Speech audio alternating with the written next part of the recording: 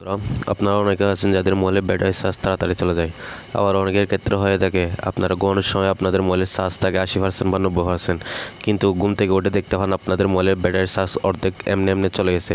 তো যাদের ক্ষেত্রে আপনাদের মোবাইলের ব্যাটারির চার্জ এমনি চলে যায় তাদের জন্য আজকে ভিডিও, কারণ আজকে ভিডিওতে আমি আপনাদেরকে এমন 3টা সেটিংস দেখাবো যে সেটিংসগুলো আপনারা অন করে দিলে আপনাদের মোবাইলের ব্যাটারির চার্জ দ্রুত চলে যাবে, অনেকাংশে কমে যাবে।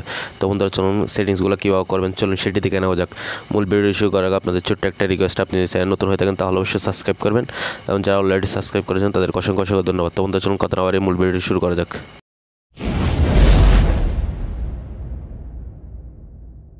বন্ধুরা, যাদের ব্যাটারির চার্জ তাড়াতাড়ি চলে যায় বা এমনি চলে যায়, তারা 3টা সেটিংস অন করে দিলে আপনাদের মোবাইলের ব্যাটারির চার্জ দ্রুত চলে যাওয়া অনেকাংশেই কমে যাবে।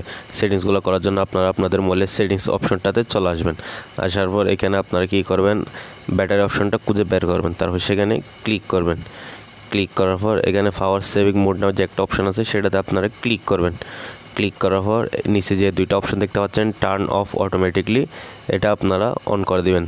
তারপর নিচেও turn on at specified battery level নামে যে একটা অপশন আছে সেটাও আপনারা অন করে দিবেন।